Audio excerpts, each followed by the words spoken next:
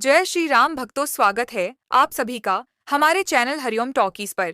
आज हम सुनेंगे राधा अष्टमी की पौराणिक कथा। श्री कृष्ण भक्ति के अवतार देवर्षि नारद ने एक बार भगवान सदाशिव के श्री चरणों में प्रणाम करके पूछा, हे महाभाग, मैं आपका दास हूँ, बतलाइए, श्री राधा देवी लक्ष्मी है या देवपत्नी, महालक्ष्मी है या सरस्वती हैं? क्या वे अंतरंग विद्या हैं या वैष्णवी प्रकृति हैं? कहिए, वे वेद कन्या हैं, देव कन्या हैं अथवा मुनि कन्या हैं? श्री सदाशिव बोले, हे मुनिवर, अन्य किसी लक्ष्मी की बात क्या कहें, कोटि कोटि महालक्ष्मी उनके चरण कमल की शोभा के सामने तुच्छ कही जाती है। हे नारद जी, एक मुंह से मैं अधिक क्या कहूँ। मैं तो श्री राधा के रूप, लावण्य और गुण आदि का वर्णन करने में अपने को असमर्थ पाता हूँ। उनके रूप आदि की महिमा कहने में भी लज्जित हो रहा हूँ। तीनों लोकों में कोई भी ऐसा समर्थ नहीं है जो उनके रूपादि का वर्णन करके पार पा सके। उनकी रूप माधुरी जगत को मोहने वाले श्री कृष्ण को भी मोहित करने वाली है। यदि अनंत मुख से चाहूं तो भी उनका वर्णन करने की मुझमें क्षमता नहीं है। नारद जी बोले, हे प्रभो, श्री राधिका जी के जन्म का महात्म्य सब प्रकार से श्रेष्ठ है। हे भक्तवत्सल, उसको मैं सुनना चाहता हूँ।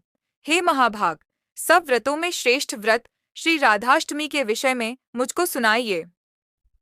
श्री राधा जी का ध्यान कैसे किया जाता है?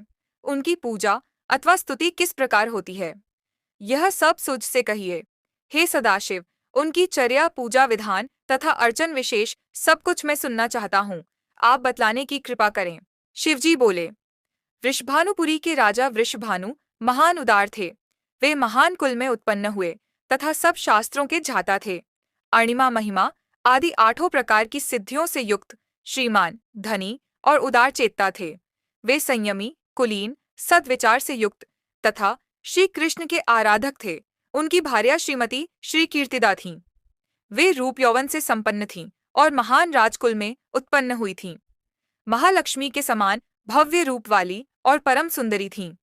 वे सर्व विद्याओं और गुणों से युक्त कृष्ण स्वरूपा तथा महापतिव्रता थीं।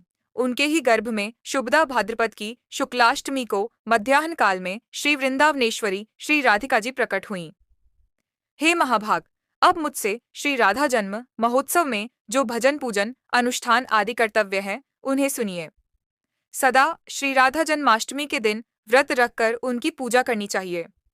श्री राधा कृष्ण के मंदिर में ध्वजा, पुष्पमाल्य, वस्त्र, पताका, तोरणादि नाना प्रकार के मंगल द्रव्यों से यथाविधि पूजा करनी चाहिए। स्तुति पूर्वक सुवासित गंध, पुष्प, धूपादि से सुगंधित करके उस मंदिर के बीच में 5 रंग के चूर्ण से मंडप बनाकर उसके भीतर षोडश दल के आकार का कमल यंत्र बनाएं।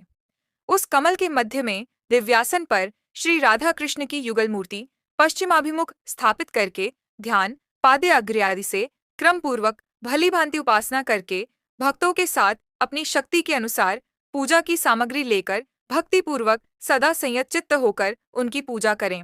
श्री राधा माधव युगल का ध्यान, जिनकी स्वर्ण और नील कमल के समान अति सुंदर कांति है, जो जगत को मोहित करने वाली श्री से संपन्न है, नित्य ललिता आदि सखियों से परिवृत्त हैं, सुंदर नील और पीत वस्त्र धारण किए हुए हैं तथा जिनके नाना प्रकार के आभूषणों से आभूषित अंगों की कांति अति मधुर है, उन अव्यय सुलित युगल किशोर रूप श्री राधा कृष्ण के हम नित्य शरणापन्न हैं। इस प्रकार युगल मूर्ति का ध्यान करके शालग्राम में अथवा मूर्ति में पुनः सम्यक रूप से अर्चना करें। भगवान को निवेदन किए गए गंध, पुष्पमाल्य तथा चंदन आदि से समागत कृष्ण भक्तों की आराधना करें। श्री राधा जी की भक्ति में दत्तचित्त होकर उनके लिए प्रस्तुत नैवेद्य, गंध, पुष्पमाल्य तथा चंदन आदि के द्वारा दिन में महोत्सव करें। पूजा करके दिन के अंत में भक्तों के साथ आनंद पूर्वक चरणोदक लेकर महाप्रसाद ग्रहण करें। फिर श्री राधा कृष्ण का स्मरण करते हुए रात में जागरण करें। चांदी और सोने की सुसंस्कृत मूर्ति रखकर उसकी पूजा करें।